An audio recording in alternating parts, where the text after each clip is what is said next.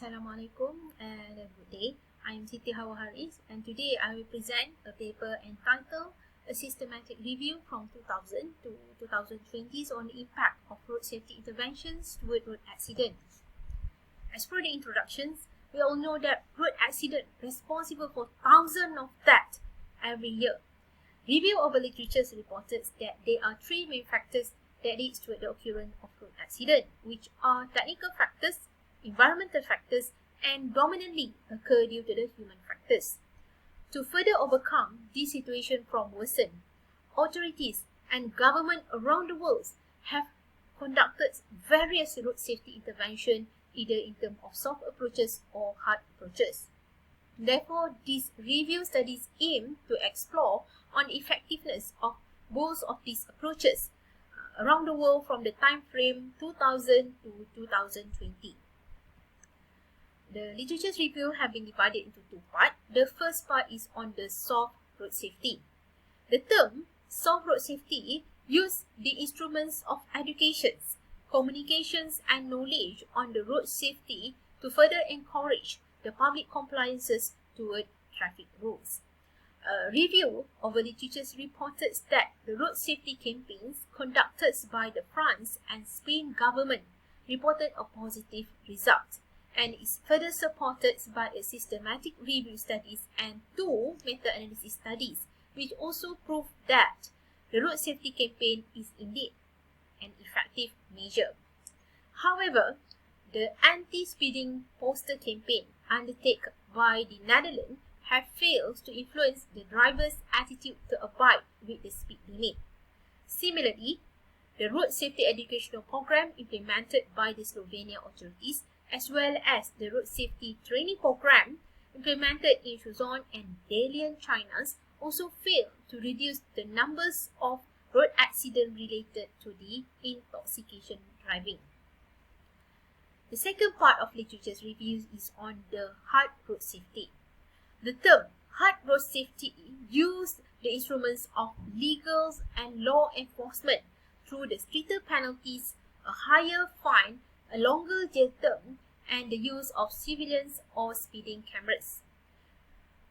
Literature reported that a penalty point system, high numbers of speeding cameras installed in Spain, as well as the enforcement of traffic tickets and fine in North Carolina has successfully to reduce the numbers of road fatalities.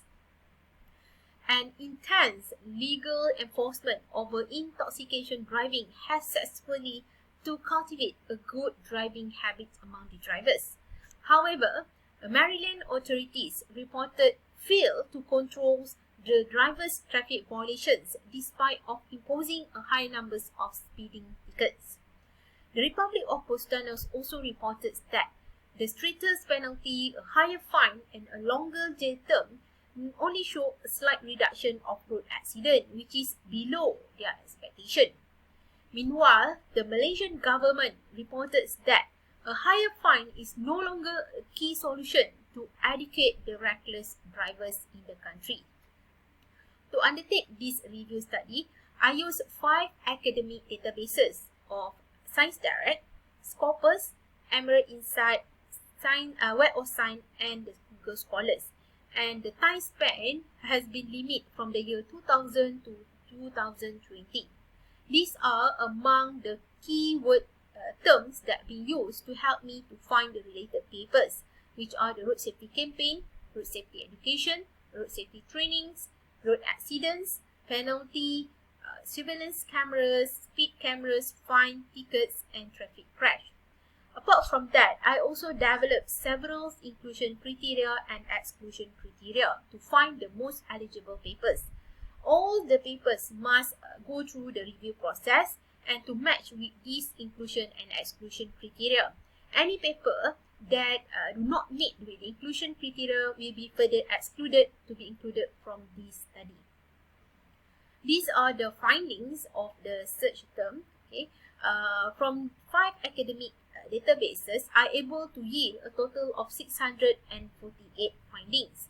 Out of that, I removed the duplicates findings, where the remaining which is 78 finding is the eligible findings after the duplication process. Next, I read the titles of each of the findings, where only 63 title which is eligible for the studies, and then I read the abstract of each 63 titles, and only 33 abstracts fulfill the criteria of the inclusion criteria.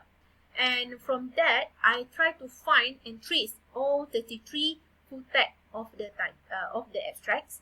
And after reading all the full text, only 21 papers are eligible to be included in this study.